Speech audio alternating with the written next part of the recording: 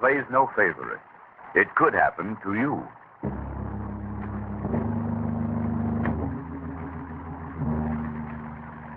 Book 22, page 475. In the Diary of Fate.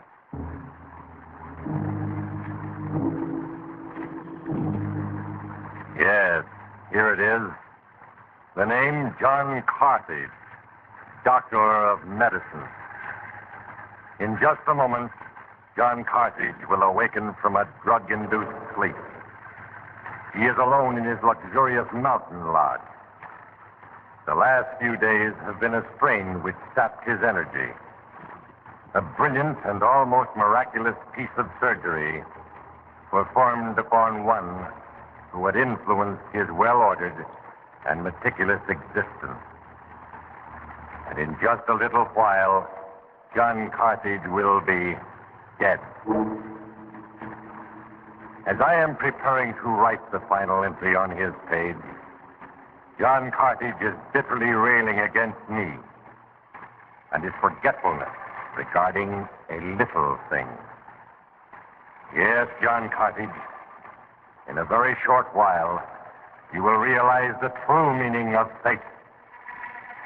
In a moment, I will read from the record of Dr. John Carthage in the Diary of Fate. I hope you'll understand.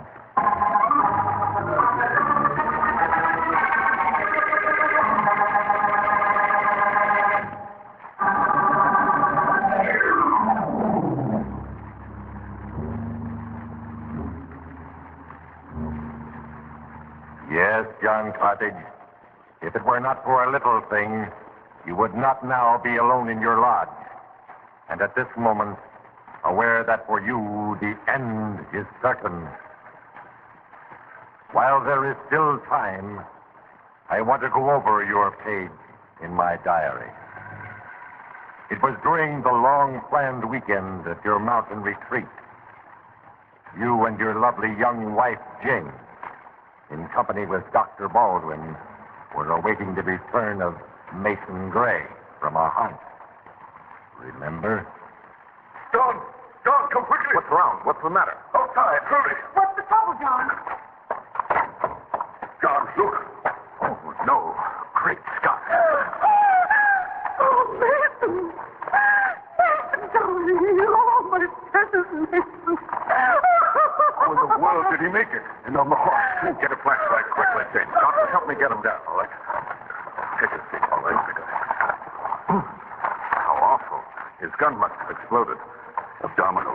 Hemorrhaging badly, too. Let's cut away the clothing and expose the area, Doctor. Will you get my bag from the station wagon? We'll curtail hemorrhage and pour sulfur in the open.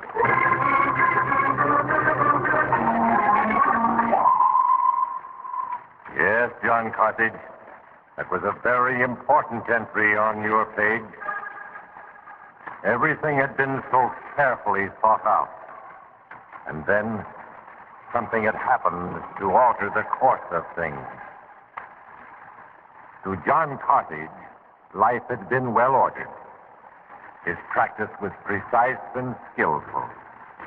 And once in the beginning, idealistic and humanitarian. But the ideals Dr. John Carthage had as a graduate physician were gradually smothered by a growing prestige. There was the night, John, that you had arrived home late and went to your wife's room. Remember? Jane, I'd like to speak with you a moment. I'm too tired. Can't it wait till morning? No, it can't. Oh, very well. Now it's bothering you. Mason Gray. Oh, that again. It's so late and I'm so Jane, tired. we've got to settle this thing. You must stop seeing Gray having anything to do with him. Why shouldn't I see Mason? His work on low-cost housing is giving me something worthwhile to do. Takes up the endless days and nights of being alone. Oh, what excellent company you choose. A worthless, unsuccessful, nincompoop architect. A man of ideals.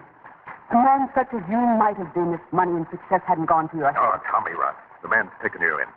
No, he hasn't. When we were married 5 years ago, you wanted to help people. You were going to be a friend of the poor. You were never going to turn away from a sick man because he couldn't pay you a big fee. I think that's why I fell in love with you, Don. But you certainly have changed. I've given you a good life. There's nothing you want that you can't have. Nothing I can't buy, except the feeling that I'm of some use to someone, that I'm needed by someone. Certainly you're not in love with Gray. I'm not sure. But if I am, you've driven me to it by leaving me alone. You may not know it, but you don't care for me anymore. You know that isn't true. How about your outside interests? All the little Marys and Alices, Oh, stop and the it. diamond bracelet you gave Mrs. Blaine. That's the only one I know about, but there must be others. John, I want a divorce. I want to make something of my life. Then you are in love with Mason Gray. Even if I never saw Mason again, I'd still want a divorce. I want my freedom. I can't believe that. You are in love with him, aren't you? I'll admit we've had a great deal of companionship. Jane, you'll stop seeing Gray and there'll be no more talk of divorce. And if I don't do what you say... You'll stop seeing Gray if I have to ruin him. If I have to run him out of town. He'll never have you regardless of what I have to do to keep you two apart. I'll answer it. The servants are asleep. If you haven't awakened them with your loud talk. Hello? Is Dr. Carthage there? Why, he's retiring now. Is it important? This is Dr. Baldwin. Oh, yes, Dr. Baldwin. Just a moment, please. John, you better answer. Hello, Dr. Baldwin. Hello, Dr. Carthage. Going to bed, old boy? Oh, well, I have a bad headache. Is there an emergency at the hospital? No, but there is some fine news for you that I thought you might want to hear. Fine. What is it? Carthage, I've suggested that the governor consult you. The governor. Yes, I thought that would wake you up. He will phone for an appointment when he comes down here at the end of the month. Hey, that's wonderful. I certainly appreciate your thought of me.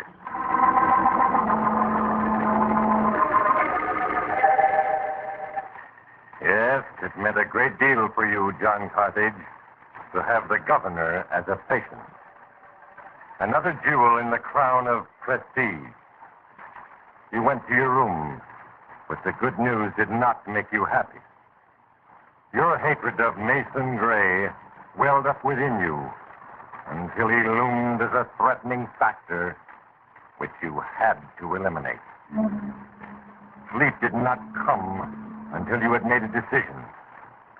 It was then that I, Fate, made another entry on your page. You remember the next day at the hospital? Dr. Stanley, call, sir. Carthage! Dr. Carthage! call, I say, Dr. Carthage! Yes, Dr. Baldwin. I'm sorry. You must have a serious problem under consideration. Oh, I'm terribly sorry. I didn't notice. I was wrapped up in the problem. Nothing serious, my boy? Huh? Oh, no. Case. You know how it is. Yes. Well, I just wanted to tell you that you would better get some practice with your trigger finger. What? I don't understand. Shooting. I'll be able to accept your invitation for a weekend at your lodge after all. Oh, of course, yes. I'm glad to have you. Surely you hadn't forgotten. Oh, not at all. How's this weekend? Good. Splendid shooting up there, too. Nice crowd you have there. And Jane's an excellent host. Well, thanks. I guess the whole crowd will be there. Good, Carthage. You know, that fellow Mason Gray. Amusing, these fellows with radical ideas about what sort of living a poor man's entitled to. Why, I hadn't thought about it. Well, yes, Dr. Baldwin. It's an excellent idea. Having Gray there, he'll account for a great deal of amusement.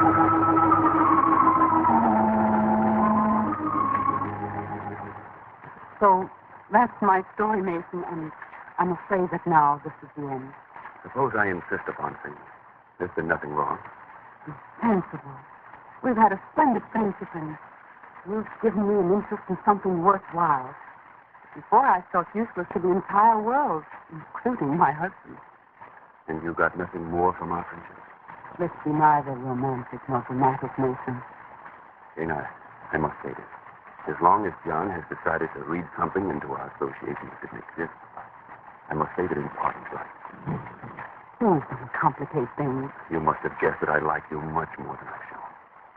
Jane, I love you, and you know you're in love with me. I don't think I'm in love with anyone. All I want now is freedom to start over. I told John that if I'd never met you, that I'd still want a divorce. Of course, with his ego, he can't see it. And neither do you. Please, Please give me this one chance to straighten out my life. I must figure things out. Once I'm free again, I know I can find myself. Until then, it's goodbye, Mason.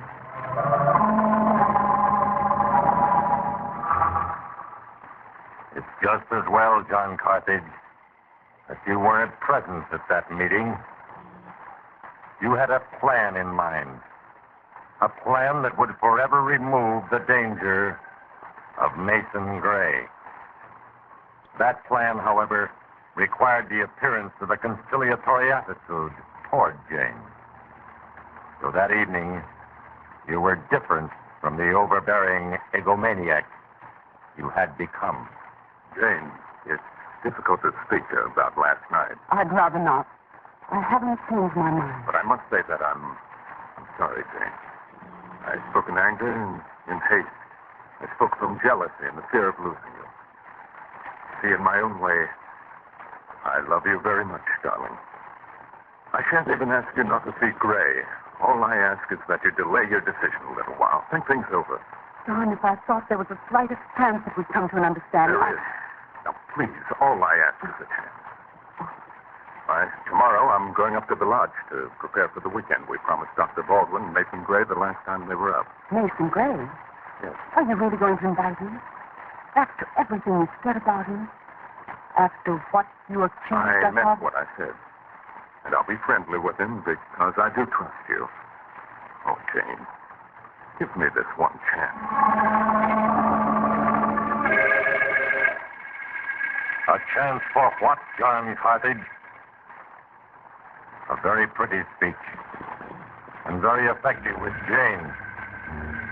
But I, Faith, knew what was in your mind. That insincere speech about a new start and the hand of friendship. Yes, it was very effective in masking your plan. Your plan of death for Mason Gray. In a moment, I will read again from your page in The Diary of Fate.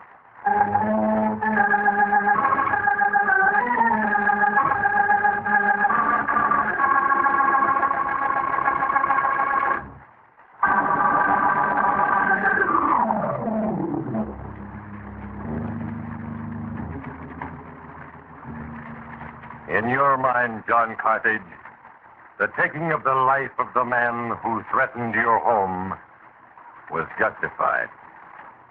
And you were nervous, highly irritated, when on your arrival at the lodge, you suddenly recalled that it was Gamson, the caretaker's day off. But also, it would give you time to prepare the plan you were perfecting without other eyes observing your work.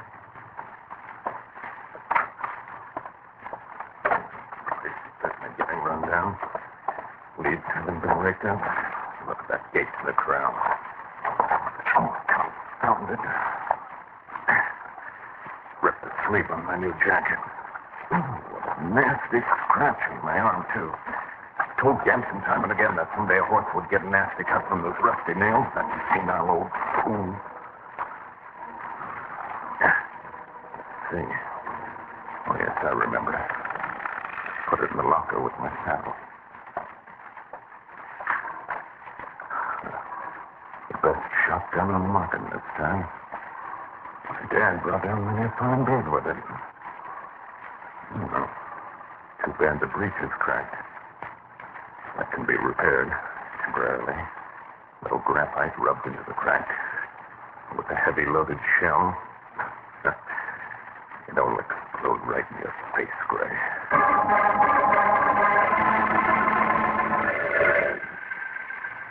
You did your work well, John Carthage. The gun was certain to explode and kill the one firing it. No one but you knew that it was broken. Yes, it would pass the closest scrutiny. You smiled with self-satisfaction. Then remember that weekend, you successfully restrained your nervousness as you awaited the results of your plan. What's the matter, James? I'm worried about Mason. He should have been back long ago. Nothing to worry about, my dear. The shooting was probably so good he overstayed. But to allay your fears, Jane, I'll walk down the trail a ways and see if I can find any trace of him. John! John, come quickly! What's wrong? What's the matter? Outside, hurry! What's the trouble, John? John, look! Oh, no. Great Scott. Oh, Mason! Oh, Mason, darling. Oh, Mason. How in the world did he make it? No, hospital flashlight quickly, Jane. Doctor, help me get him down there. Oh, how awful. His gun must have exploded. Abdominal. Hemorrhaging badly. Let's cut away the clothing and expose the area. All right. Doctor, get my bags from the station wagon, will you? We'll curtail hemorrhage and pour sulfur in the opening. Thanks, Jane. John, you hold the flashlight. Jane, quick. You get John's bag from the station wagon. I'll stay here and help him. Oh, Mason, my darling. He isn't dead yet. Go get my bag quick. Hold the light over here, John, so I can cut away the shirt. We've got to get him to the hospital quick. There may be a slim chance, but I doubt it. During the wild ride, your thoughts were mixed, John. Hatred. The hope that Mason would die before reaching the hospital. And bitterness for your wife. Baldwin was mildly surprised at Jane's sudden and open revelation of her love for Mason. And Mason Gray's thoughts were not of this world, for he was in a coma. Except for the few seconds he revived sufficiently to gasp out the few words that the gun had exploded. Then the wild ride was over, and they soon had Mason Gray in the operating room. In the surgeon's lounge, you and Baldwin were talking, remember? John, he might pull through. I hope so. I feel I'm responsible. Nonsense. It was an accident. But if anyone can save him, it's you. Why, I can't. Why, look at my hands. I'm so shaken I can't operate. Get Kobach. He's good. Now, he's on vacation. And the only other man I trust this to is Wordling. And he's Oh, I couldn't do it. Can't you understand? more than you think, Carthage. I don't wish to be embarrassing, but if you pull him through, the brilliant physician saving his friend's life, I think it would be good all the way around. Yes, I see. It would be good, you thought. You would appear to do your best.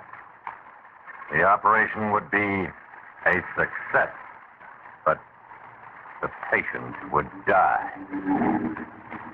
That was your intention as you started the keen search for fragments of the breech block.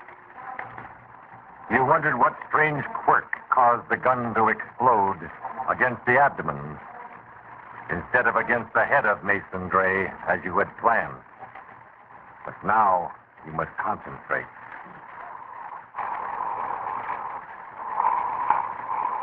Pulse.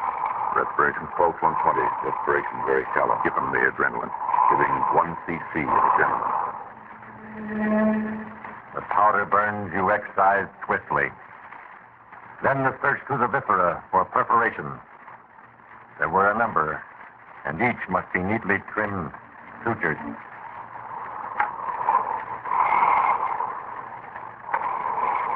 Pulse up to 150, Doctor. This was your chance to let him die.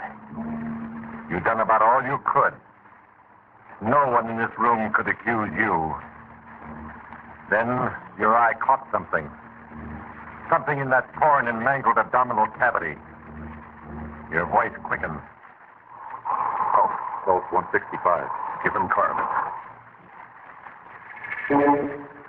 Now you were your old competent self. Your hands worked like swift machines. And you spoke to the assistant surgeon. Dr. Ralph, I want a piece of that tissue for biopsy. Yes, John Carthage. You could still look other physicians in the eye proudly. Now you knew that Mason Gray would come out of this operation miraculously healed of a deadly gunshot wound. And your victory was yet not lost. But fate was waiting. Remember when you went back to the lodge that same night? Jane. Jane. Oh, John. Get to the phone. I wanted to tell you about Gray. I operated. Barring complications, he'll be all right. Don't He'll recover. May take some time to convalesce. Don't, thank you. I've behaved so miserably before Dr. Baldwin. Now I'm certain you're in love with Gray. I didn't know until this happened. Believe me, Regardless of that, if you still want your freedom, I really won't stop you. But there's one proviso. Everything. That you get a quiet divorce in Las Vegas, then marry Gray at once. But I shan't support him. You must move to some other city. I don't want any of your money. I hope neither of you will ever regret this. John, this is really wonderful of you to understand. Please call Ganson. I need a good stiff drink. He didn't come. Probably in a drunken town. I'll get the drink for you. No, thanks. I think I'll go to bed. I don't feel too well. If you don't mind, I think I'll drive into town. Tonight? I'm dreadfully sorry, but... Oh, I don't want to go into the city. Why be sorry? I understand. Good night, Jane.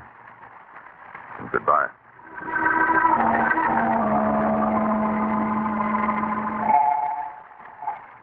Now, John Carthage, you were alone in your mountain lodge, and you could enjoy your secret.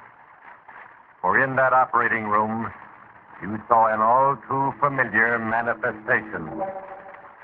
It changed your plans completely. You decided to use all of your skills to save Gray, to bring Jane and her love together for a very few months. Then, because of the tiredness and tension, you decided to take enough sedatives to ensure a good sleep. You lay down, expecting to sleep at least 12 hours. But before sleep came, you relived those moments when you took that small bit of tissue from Gray's abdominal cavity to the laboratory. Remember how you examined it carefully under the microscope?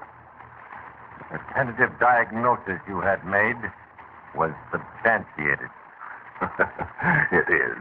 This is better punishment for you than a sudden death. Yes, cancer. The symptoms you'll blame on the old wound, then the pain will gradually increase. If you have no money, you'll not be able to work. Jane will work for you. Yes. Work to pay the medical bills. Work against fate to buy drugs to ease those pains. The surgery tonight will advance metastasis. No. I hope not too rapidly. A long and painful illness to you, Mason Gray. And the best of it to Jane. Now it is time for me, fate, to write the final entry. Yes, John Carthage, you made your choice. And now the pen will write. The plan is complete. Finished. Hear well, you who think that fate is unkind, and listen. For in a moment I will read the last entry on the page of John Carthage in The Diary of Fate.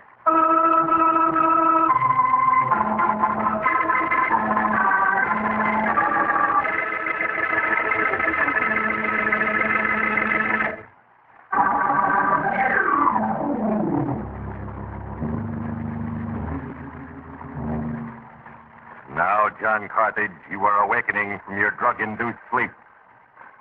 And in a short while, you will be dead. You plotted a murder, and you really succeeded. For with proper treatment in the early stages of cancer, Mason might have recovered. But you didn't advise him of his condition, and he will die. Almost 48 hours have elapsed since you went into the barn to get the gun.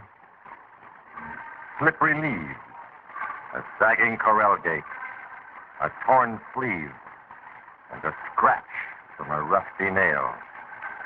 A minor scratch you forgot to take care of because of your interest in planning Mason Gray's death.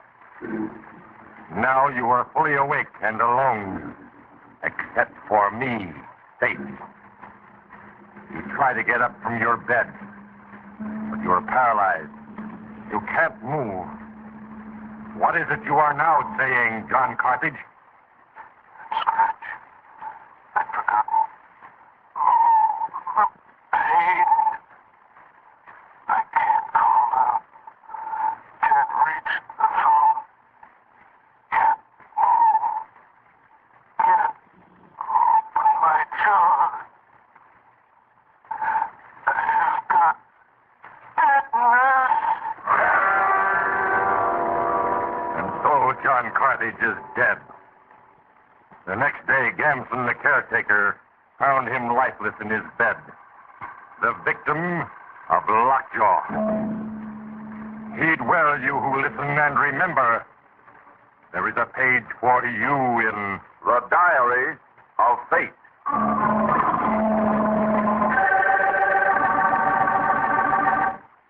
Produced by Larry Finley, Diary of Fate is a Finley transcription brought to you from Hollywood.